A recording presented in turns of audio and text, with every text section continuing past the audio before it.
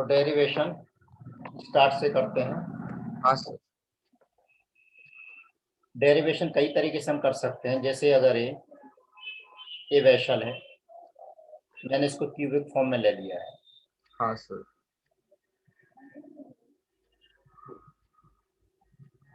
जिसकी लेंथ क्या है, एल। एल। सपोज कीजिए ये एक्स एक्सिस है और एक फेस है। एक्सिस के अलोंग, एक्स एक्सिस के अलोंग दो फेस है। एक पार्टिकल का एक्स एक्सिस के अलोंग वेलोसिटी क्या है, वी एक्स। ठीक है ना। तो velocity of A molecule along x axis क्या है यहाँ पर, वी एक्स। तो मोमेंटम क्या होगा, momentum of A molecule along x axis ये हो जाएगा m इंटू वी एक्स। तो जब ये वापस लौटेगा तब मोमेंटम क्या होगा,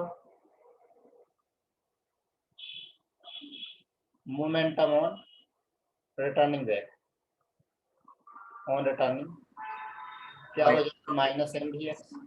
हाँ सर। यहाँ पर चेंज इन मोमेंटम क्या होगा, 2 mvs। Change in momentum equal to M V X minus M V X equal to 2 M V X. हाँ सर। ठीक है, राइट। हाँ सर। अब ये तो मोमेंटम आया किसमें, एक फेस के अलोंग आया।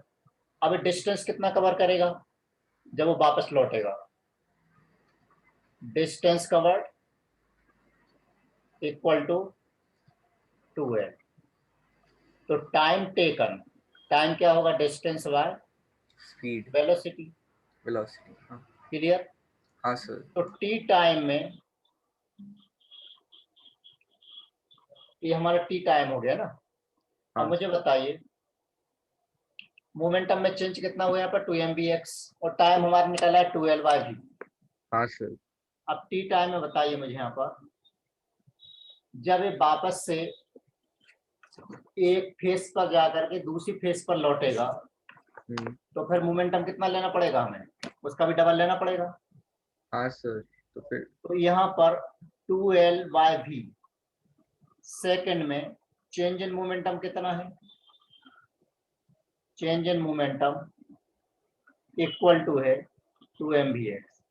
हाँ सर। तो फिर एक सेकंड में चेंज इन मोमेंटम कितना होगा, 2 mvx divide by 2l upon vx। ये क्या है, vx। 2 से 2 कैंसिल हो गया तो mvx square by l। Clear. तो टू फेस के लिए कितना होगा, for two face along X axis, क्योंकि बीच में से क्वेश्चन पूछे जा सकते हैं इसलिए मैं पूरा डेरिवेशन बता रहा हूँ। टू फेस के लिए डबल हो जाएगा। अब टू फेस के लिए तो डबल है, तो टोटल कितना होगा, total change in momentum in a vessel, total change in momentum in a vessel कितना होगा, टोटल चेंज एक एक्सिस के लिए इतना है, यानी 2m vx square by l plus 2m vy square by l plus 2m vz square by l। आप इसको दूसरी मेथड से भी सॉल्व कर सकते हैं। तो 2m बाय l कॉमन ले लीजिए, vx square plus vy square plus vz square. Right, हाँ इतनी सर। बात क्लियर हुई, हाँ सर। कोई दिक्कत नहीं। बट जो आरएमएस वेलोसिटी है, आरएमएस वेलोसिटी का स्क्वायर इक्वल टू होता है V X square plus V Y square plus V Z square. हाँ सर। तो यहाँ पर टोटल चेंज कितना आ गया, total change in momentum, VRMS sir. Total change in momentum equal to हो जाएगा अपना 2m यहाँ पे, हाँ वेलोसिटी, एक मिनट यहाँ पे एल था ना, वी कहाँ से आ गया, 2m by L into V R M S square. इतनी बात क्लियर हो गई, हाँ सर। यहाँ तक कोई दिक्कत नहीं। नहीं अब सर। फोर्स निकालिए, यहाँ पर force, due to single molecule, force due to single molecule in a container. एक मॉलिक्यूल की वजह से फोर्स कितना होगा? चेंज इन यही मोमेंट जो चेंज इन मोमेंटम पर ये हमने यूनिट। निकाला है पर सेकंड कितना है, यही क्या हो जाएगा, ये फोर्स हो गया। क्लियर? हाँ सर, यहाँ पर पर तो कोई दिक्कत नहीं है। तो प्रेशर इक्वल टू क्या होता है? Force per unit area. Area किसका? Area of cube. हाँ सर। लिख रहा हूँ area of cube. Sir cube. ठीक है, तो फोर्स कितना निकाला हमने? 2m VRMS square. बता रहा हूँ area, sorry how sir cube का लेट हाँ मटेरियल बता रहा हूँ। 2m L। अब एरिया कितना लोगे?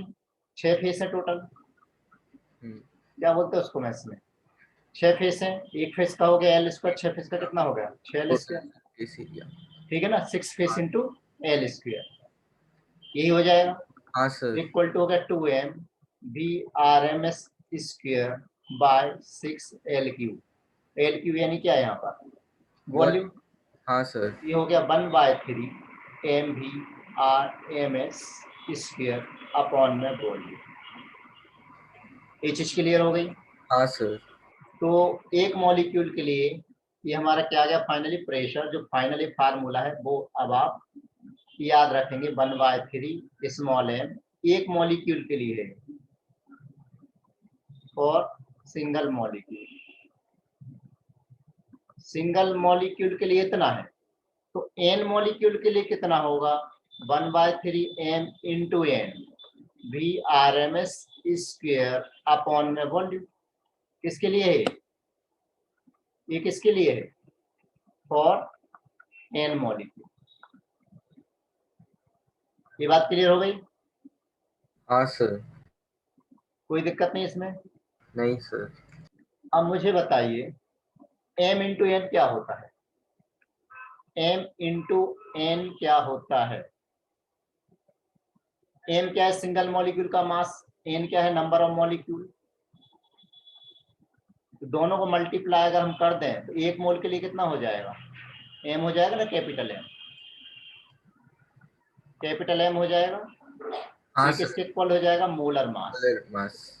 ये मोलर मास के इक्वल हो गया। मोलर मास के इक्वल हो गया तो P इक्वल टू, इक्वेशन बन गई हमारी 1/3 capital M VRMS square by volume. Right? हाँ सर। यहाँ पे PV equal to 1/3 capital M m/v। भी RMS स्क्वायर। हाँ। ये फाइनल फार्मूला होगा। हाँ यहाँ सर। पर एक फाइनल फार्मूला ये हो गया। आप लोगों का होमवर्क है कि मुझे मंडे तक एस ब्लॉक कंप्लीट करके देंगे। ठीक है ना, थ्योरी पार्ट के और साथ। मैं, हाँ, और थ्योरी पार्ट का revision.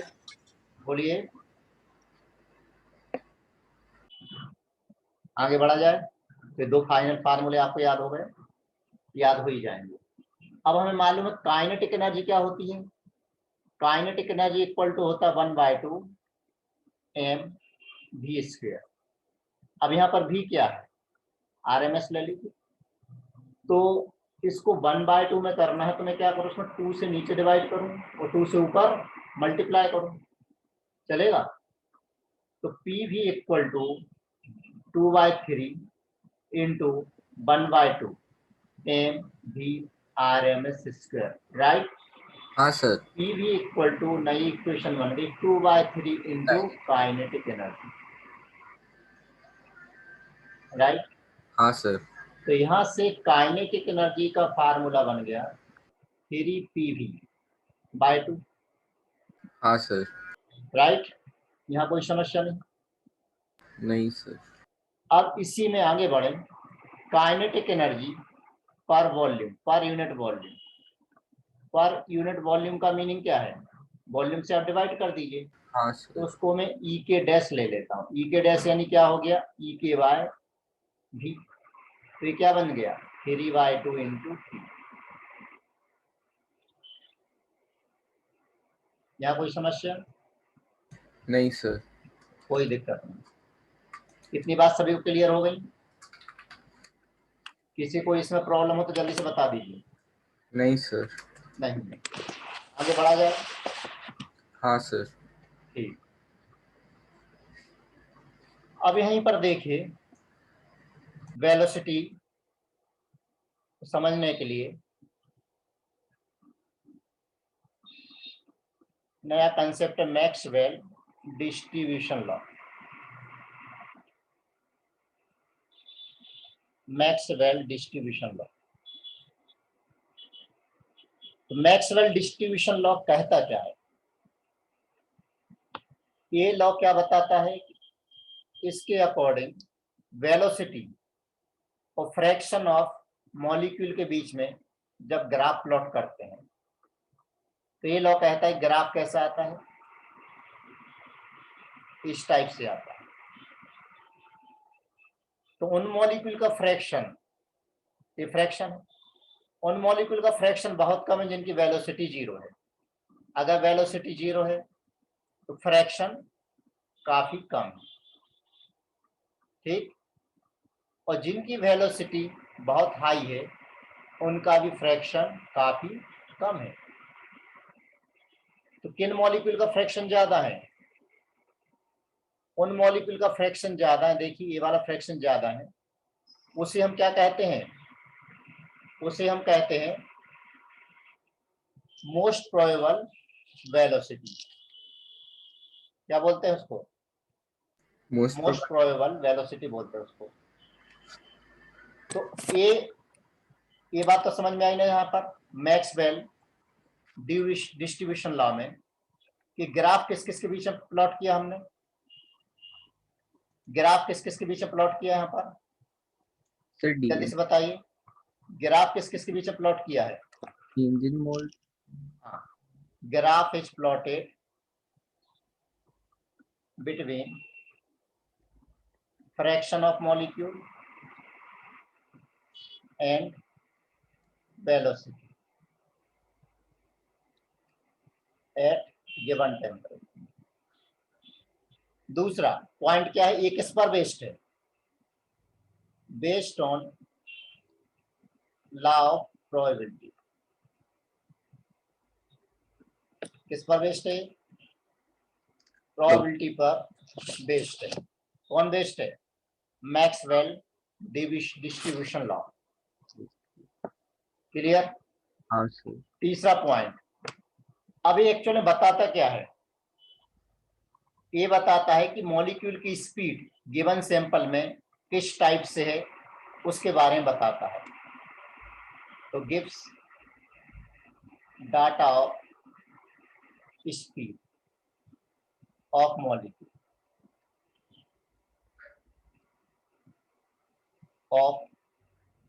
Of molecule of gas, right. तो ग्राफ किसके बीच है? ये जो ग्राफ का नेचर कैसा होता है? नेचर ऑफ ग्राफ इज बिल्कुल घंटी जैसा होता है, बेल शेप, ठीक। ये चीज क्लियर हुई? अब यहाँ पर ये तो हम देख चुके हैं कि जीरो स्पीड के लिए फ्रैक्शन कितना है? काफी लो। हाई स्पीड के लिए फ्रैक्शन वापस कितना है? काफी कम, लो है। तो मैक्सिमम फ्रैक्शन ऑफ मॉलिक्यूल, उनकी जो वेलोसिटी होती है, वेलोसिटी किससे बताते हैं? Given by peak. ये जो पीक ग्राफ का हमने देखा है उसे हम कहते हैं most probable velocity. Most probable velocity, right. हाँ सर। अब इसमें एक पॉइंट और है कि जो एरिया अंडर द कर्व है, एरिया अंडर द कर्व, ये कैसा होता है? ये कांस्टेंट होता है। Area under the curve is constant at all temperature. And is equal to unit. तो अब अगर यहाँ पर टेम्परेचर हम इंक्रीज करें तो फिर ग्राफ का नेचर कैसा होना चाहिए? अगर हम टेम्परेचर इंक्रीज करते हैं तो ग्राफ का नेचर कैसा होना चाहिए? ये क्या है? Fraction of molecule. यहाँ पर स्पीड है, तो यहाँ पर देखिए ये ग्राफ ऐसा था पहले। जैसे ही हमें टेम्परेचर इंक्रीज किया तो क्या होगा? ये थोड़ा सा ब्रॉड हो गया और पीक की जो हाइट है, हाइट क्या हो गई? कम हो गई। कम हो गई। और अगर टेम्परेचर इंक्रीज किया तो ये हाइट देखिए और कम हो गई। ये T1 टेम्परेचर ले लो, ये T2 टेम्परेचर ले लो, ये T3 टेम्परेचर ले लो, तो T3 बड़ा है, T2 छोटा है, T1 और छोटा है ना? हाँ अब सर। इस ग्राफ से हमें पता लगा कि जैसे हम टेम्परेचर इंक्रीज करते हैं तो सारी वेलोसिटी चेंज हो रही है। उन मॉलिक्यूल का फ्रैक्शन भी चेंज हो रहा है जिनकी वेलोसिटी कम थी, उनका भी चेंज हो रहा है जिनकी वेलोसिटी ज्यादा थी, राइट? तो हाँ अब जो अभी हमने ऊपर वाला ग्राफ देखा या ये वाला ग्राफ देखा, चलो कोई से एक टेम्परेचर पर ले लें, यहाँ पर जो वेलोसिटी होती है वो कौन सी वेलोसिटी होती है? सबसे कम है। और आइए तो यहाँ वेलोसिटी थोड़ी और ज्यादा हो गई, यहाँ पर वेलोसिटी थोड़ी और ज्यादा हो गई, है ना? हाँ क्योंकि सर। वेलोसिटी यहाँ पर बढ़ रही है। तो वेलोसिटी तीन टाइप की यहाँ पर होती है, RAM, root mean square velocity. ये वाली कौन सी वेलोसिटी? Most probable velocity. ये वाली वेलोसिटी एवरेज वेलोसिटी, और ये वाली velocity root mean square velocity. हाँ तीन टाइप की यहाँ पर वेलोसिटी हो गई, राइट? हाँ तो इतनी सर। बात क्लियर हो गई। अब मुझे एक बात बताइए, अगर यहाँ पर वेलोसिटी ज्यादा होगी, वेलोसिटी T1 टेम्परेचर पर ज्यादा है कि T3 टेम्परेचर पर ज्यादा है? सर T3 पे। T3 टेम्परेचर पर कोई सी वेलोसिटी ले लें वो ज्यादा है, और T1 टेम्परेचर पर वेलोसिटी कम। है। यानी वेलोसिटी ज्यादा किस पर हो गई? T3 पर। यानी टेम्परेचर क्या हो गई है? डायरेक्टली प्रोपोर्शनल हो गई। क्या इतनी बात क्लियर हो गई? हाँ सर। दूसरी बात, अगर हम मोलर मास की बात करें, अगर दो ग्राफ ऐसे आपको दे दिए जाए और मोलर मास को हमें कंपेयर करना पड़े, तो हम कंपेयर कैसे करेंगे? दो ग्राफ दे दें, एक ग्राफ ये दे दिया सेम टेम्परेचर पर, एक ग्राफ ये दे दिया, टेम्परेचर दोनों में सेम है, इसका मोलर मास m1 है, इसका मोलर मास m2 है। ग्राफ वही फ्रैक्शन ऑफ मॉलिक्यूल और वेलोसिटी के बीच में हम प्लॉट कर रहे हैं। हाँ तो मुझे बताइए वेलोसिटी किसकी ज्यादा है? m2 वाले की। किसी भी एक पॉइंट पर ले लीजिए। एक मिनट एक मिनट एक मिनट, हाँ हाँ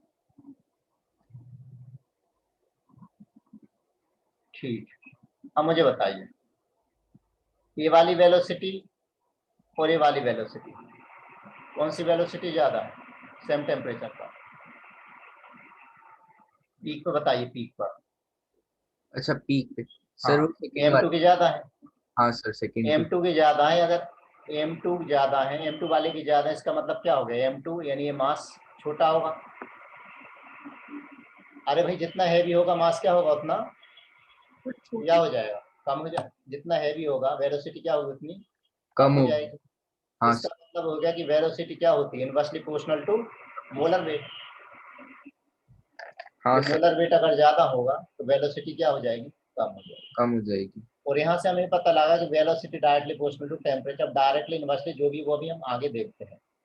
क्या इतनी बात क्लियर हो गई? हाँ सर। सर एक बार ये शॉर्ट में फिर से करवा दीजिए ना। नहीं। शॉर्ट में हमने क्या देखा है? शॉर्ट में हमने देखा कि तीन टाइप के वेलोसिटी हैं। हाँ सर। जैसे जैसे हम टेम्परेचर इंक्रीज करते तो ग्राफ फ्लैट होता जाता है, ठीक है ना? सभी का फ्रैक्शन चेंज हो जाता है, मोस्ट वाले का भी, आरएमएस का भी, एवरेज का भी, ओके सर। ठीक है ना?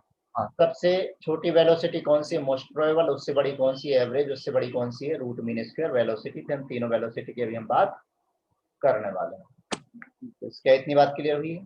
हाँ सर इतनी होगी। ठीक है ना? अब इसका थोड़ा सा एडवांस पार्ट भी है, तो वो हम एडवांस पार्ट हम अलग से बता दूंगा मैं। अभी ये जो नॉर्मल पार्ट है मैं उसी को लेके चल रहा हूँ। ठीक तो है। वेलोसिटी यहाँ पर हमारी 3 टाइप की हो गई है। पहली वेलोसिटी, पहले तो हम आरएमएस वेलोसिटी देख लें, जल्दी हो जाएगी। आरएमएस वेलोसिटी कैसे देखना है, ये हम पढ़ चुके हैं कि P V equal to volume है 1/3 m into V R M S square, याद आ गया। तो यहाँ से आपका वी आर एम एस आ जाएगा, V R M S equal to root of 3 PV/m में एम। क्लियर। हाँ सर। अब इक्वल टू क्या हो जाएगा, पी वी इक्वल टू होता है RT, तो 3 1 मोल के लिए है 3 RT/m, किसके, फॉर 1 मोल। ठीक है। अब यहाँ पर बताइए मास और वॉल्यूम में क्या रिलेशन है, इक्वल टू हो जाएगा रूट ऑफ 3P/, डेंसिटी देख सकते हैं। हाँ सर। तो वी आर एम एस किस पर डिपेंड करती है, जो भी वेलोसिटी हम यहाँ पढ़ रहे हैं, V R M S depends on temperature, depends on temperature and molar mass, not pressure. Pressure पर डिपेंड नहीं करते। तुम बोले सर प्रेशर है तो सही, भाई प्रेशर पर इसलिए डिपेंड नहीं करेगी, जैसे आप प्रेशर बढ़ाओगे तो वॉल्यूम भी चेंज होगा, वॉल्यूम चेंज होगा तो क्या होगा, उसकी डेंसिटी चेंज होगी। ठीक है ना। तो जो रेशो है, रेशो उसका वही रहेगा, वो चेंज नहीं होगा। नहीं होगा। ये बात क्लियर हो गई है। हाँ सर। अब आरएमएस वेलोसिटी को दूसरे तरीके से भी कैलकुलेट करते हैं। आरएमएस वेलोसिटी कैसे, जैसे मान लीजिए नंबर ऑफ मॉलिक्यूल्स हमारे पास हैं, नंबर ऑफ मॉलिक्यूल है, एक की वेलोसिटी मान लीजिए v1 है, दूसरी की वेलोसिटी क्या है v2 है, तीसरी की वेलोसिटी क्या है v3 है।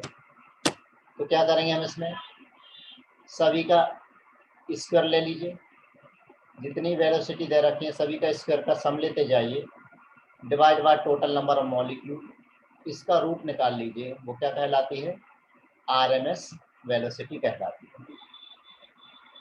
या फिर मान लीजिए कि हमारे पास n1 मॉलिक्यूल है जिनकी वेलोसिटी v1 है, n2 मॉलिक्यूल है जिनकी वेलोसिटी v2 है, इस तरह से करते जाइए, डिवाइड बाय टोटल मॉलिक्यूल आ जाएंगे नीचे, n1 प्लस n2, ये क्या कहलाती है, आरएमएस वेलोसिटी का फार्मूला हो गया। 2 फार्मूले यहाँ पर हो गए। हाँ सर, अलग अलग। अब दूसरे नंबर की वेलोसिटी, आरएमएस वेलोसिटी की बात बताइए जल्दी से। Average velocity. Average velocity, average velocity,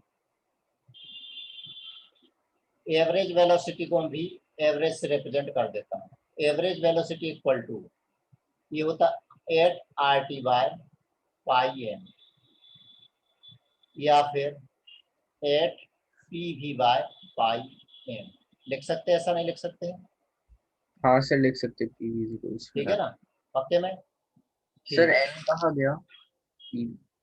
कौन से हैं, सर अपन ने पीवी इक्वल्स के एनआरटी से वो किया ना सब्स्टिट्यूट। अरे तो अगले तो PV इक्वल टू RT हो गया ना।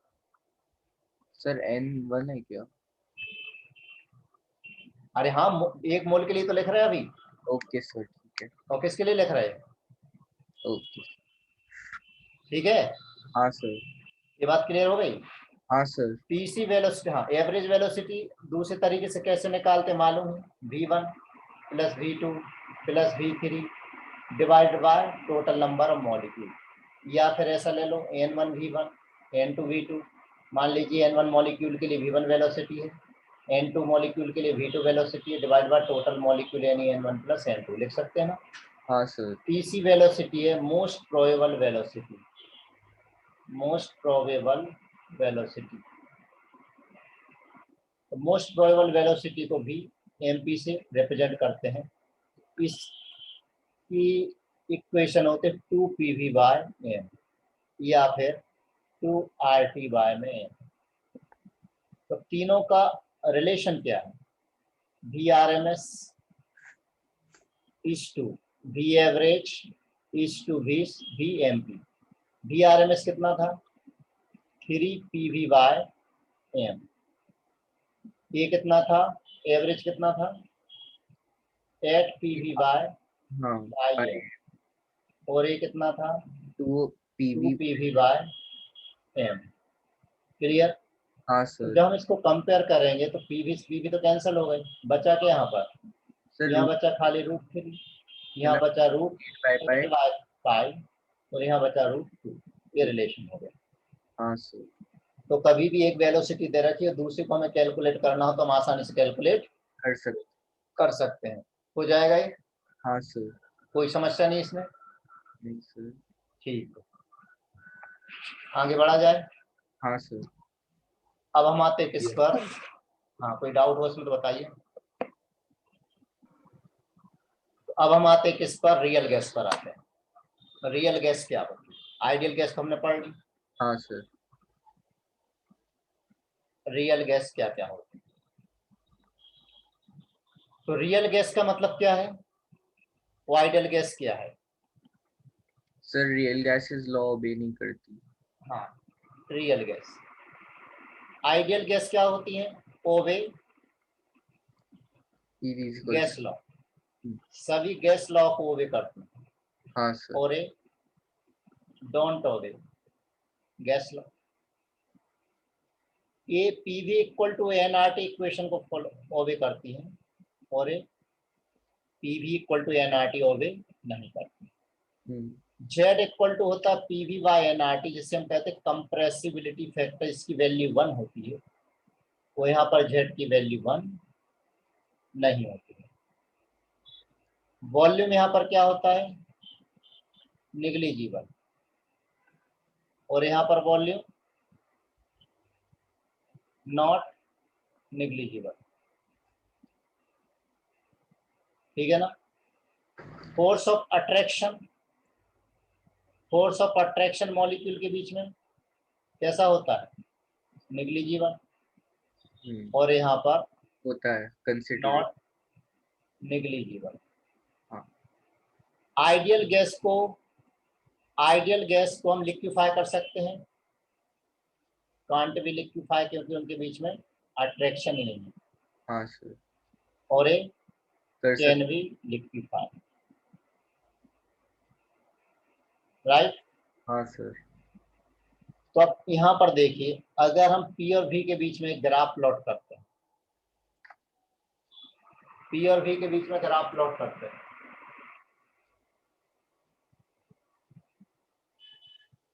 तो ग्राफ कैसा आता है,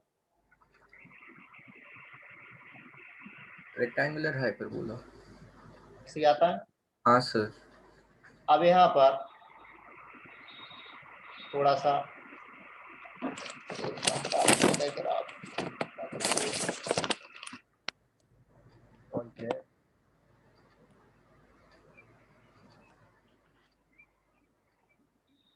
ई और भी,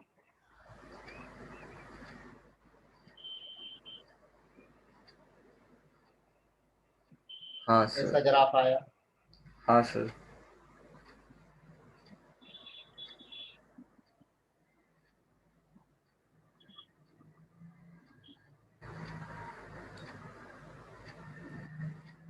ये आया।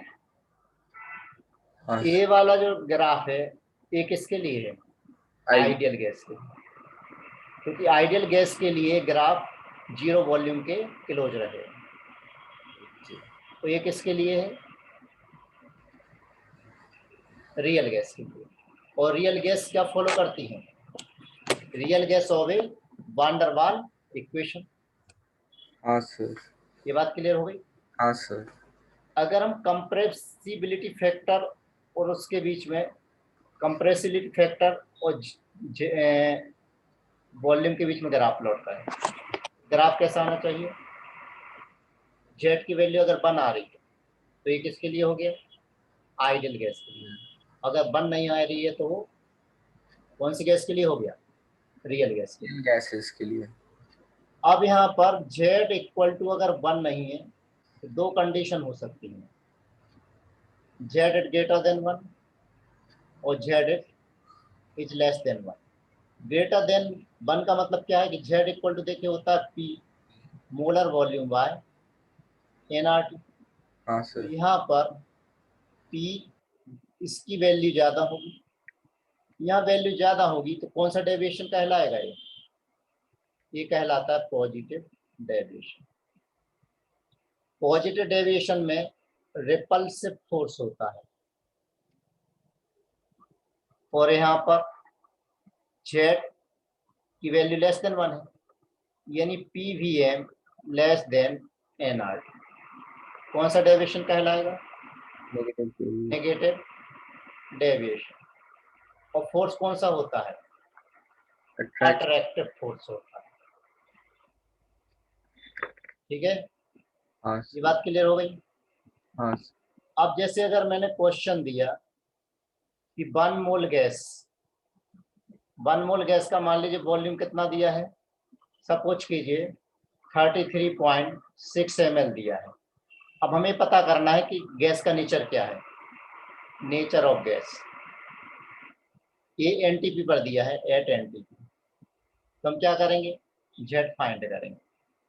Z फाइंड करेंगे तो Z इक्वल टू क्या होता है? Molar volume by volume at NTP, ये भी होता है Z। तो अब यहाँ पर दिया कितना है वॉल्यूम? 33.6 बाय कितना? 22.4। इसका मतलब क्या है? Z is greater than 1। Z is greater than 1 का मतलब क्या? Positive deviation. क्या बात क्लियर हो गई? और पॉजिटिव डेविएशन अगर हो गया तो फोर्स कौन सा डोमिनेटिंग होगा? रिपल्सिव फोर्स डोमिनेटिंग होगा, अट्रैक्टिव फोर्स नहीं। ठीक, सर पॉजिटिव और नेगेटिव डेविएशन एक बार बता दीजिए क्या होता बता रहा हूँ। अब यहाँ पर देखो, यहाँ पर लिया मैंने Z, यहाँ पर ले लिया से वॉल्यूम ले लिया, प्रेशर ले लिया। है? हाँ चलो प्रेशर ले लिया। अब ये तो आइडियल गैस इक्वेशन के लिए Z की वैल्यू कितनी हो गई? 1 1 हो गई। Z equal to 1 for ideal solution, ideal gas. अब हाँ पॉजिटिव नेगेटिव को देखिए। पॉजिटिव नेगेटिव में ये तो पूरा पॉजिटिव डेविएशन है। ये हाँ किसके लिए होता है? हमेशा हाइड्रोजन हीलियम के लिए पॉजिटिव ही होता है। ये नेगेटिव है, हाँ उसके बाद ये फिर पॉजिटिव हो गया। तो यहाँ जो डिप दिख रहे हैं हमें, ये डिप किसको रिप्रेजेंट कर रहा है? नेगेटिव। डिप किसको रिप्रेजेंट कर रहा है? अट्रैक्शन को। अट्रैक्शन को जितना ज्यादा डिप उतना ज्यादा क्या होगा? यहाँ पर अट्रैक्शन होगा। तो ए 1 से अगर Z की वैल्यू कम है तो नेगेटिव डेविएशन, और 1 से ज्यादा तो पॉजिटिव। तो जैसे अगर हम ए वाला ले लें, जैसे नाइट्रोजन ले लें, ऑक्सीजन ले लें, इनके लिए नेगेटिव डेविएशन भी है और पॉजिटिव डेविएशन भी है। हाँ प्रेशर जैसे जैसे हम बढ़ाते जा रहे हैं तो क्या हो रहा है? वो डेविएशन पॉजिटिव में शो होता जा रहा है। तो ये तो हमेशा ऑलवेज यही होता है हाइड्रोजन और हीलियम के लिए। क्यों होता है वो अभी हम बात करने वाले हैं। तो लो प्रेशर पर अगर प्रेशर लो है तो कौन सा डेविएशन है? नेगेटिव। और नेगेटिव। प्रेशर अगर हाई है तो कौन सा डेविएशन है? पॉजिटिव। किसके लिए? जैसे कि नाइट्रोजन ले लें और ऑक्सीजन ले लें। हाँ इतनी बात समझ में आ गई? हाँ और पॉजिटिव डेविएशन में कौन सा force? Repulsive. Repulsive force dominating है। हाँ सर। आगे बढ़े। सर एक चीज पूछूं? हाँ सर अपन ने जैसे प्रेशर बढ़ाया तो मतलब वो गैस तो और ज्यादा कंप्रेस होगी, हाँ। तो उसमें फोर्सेस ऑफ अट्रैक्शन तो बढ़ने चाहिए ना? अच्छा, क्यों? जब मॉलिक्यूल पास पास आएंगे तो इलेक्ट्रॉन इलेक्ट्रॉन रिपल्सन नहीं बढ़ेगा? अच्छा, इलेक्ट्रॉनिक रिपल्शन होगा, ठीक। अब यहाँ पर देखिए, ये Z की वैल्यू यहाँ पर 1 है। अब मैं यहाँ पर कुछ गैसेस के लिए, ए गैस, बी गैस, सी गैस, ये 3 गैसेस हमारे पास है। अब हमें फोर्स ऑफ अट्रैक्शन बताना है। अरेंजिंग ऑर्डर ऑफ सर सी का फोर्स ज्यादा, ऑफ अट्रैक्शन। फिर ए डिप जितना ज्यादा, फोर्स ऑफ अट्रैक्शन उतना ज्यादा। ज्यादा हो। हाँ सर। ये बात क्लियर हो गई? हाँ सर। दूसरा और क्वेश्चन देखिए। जैसे मान लीजिए कुछ हमारे पास गैसेस हैं, ए, बी, सी और डी। इसके लिए Z की वैल्यू दे रखी है, मान लीजिए दे रखी है 1.6, 1.4, 0.8 ले लो चलो, और यहाँ चलो 0.7 ले लो।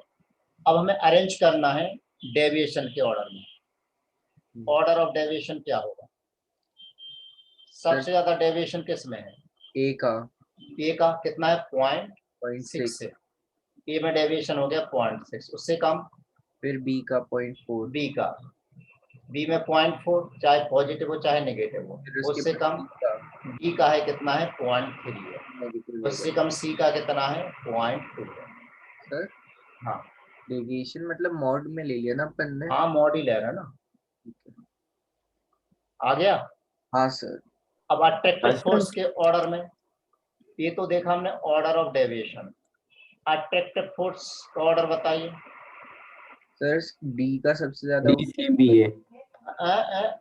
अट्रैक्टिव फोर्स में 1 से कम होना चाहिए ना। हाँ सर तो ये डी। तो डी हाँ। से बी है। डी, उससे कम सी, उससे कम बी, उससे कम ए। क्या ये बात क्लियर हो गई? हाँ सर। अब यहाँ कोई दिक्कत नहीं? नहीं सर। चलिए अब आगे बढ़ते हैं। फिर से देखिए, ये चैप्टर आपके फिजिक्स में भी है, तो स्टेट्स ऑफ मैटर फिजिक्स से भी आप साथ में कर लें तो ज्यादा अच्छा रहेगा। हाँ सर वही कर रहे हैं। होमवर्क क्या दिया है सभी को याद है? हाँ सर एस ब्लॉक हाँ सर। मॉड्यूल से पूरा। ठीक है।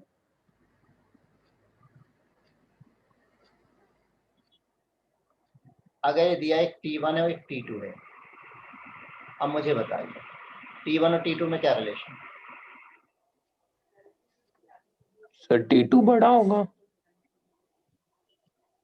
T2 बड़ा होगा। टेम्परेचर बढ़ाएंगे, T2 बड़ा होगा पक्का? Yes sir. T2 छोटा होगा। अट्रैक्शन कहाँ ज्यादा है? सर T2 में। जैसे हम टेम्परेचर इंक्रीज करते हैं तो gas approaches to ideal nature. Ideal nature की जाने की तरफ का मतलब क्या है? Dip of curvature decreases, curvature decreases. ऐसे सोच लो, टेम्परेचर बढ़ाएंगे तो मॉलिक्यूल दूर दूर जाएंगे तो अट्रैक्शन फोर्स कम होगा ना। Yes sir. तो अट्रैक्शन किस में कम है? T2 में है कि T1 में है? T1 में। T1 में कम है। कम मतलब T1 बड़ा है और T2 छोटा है। इतनी बात समझ में आ गई? हाँ सर। यस पक्का? सर। अब बचा हुआ पोर्शन अपन लेंगे अगले लेक्चर में।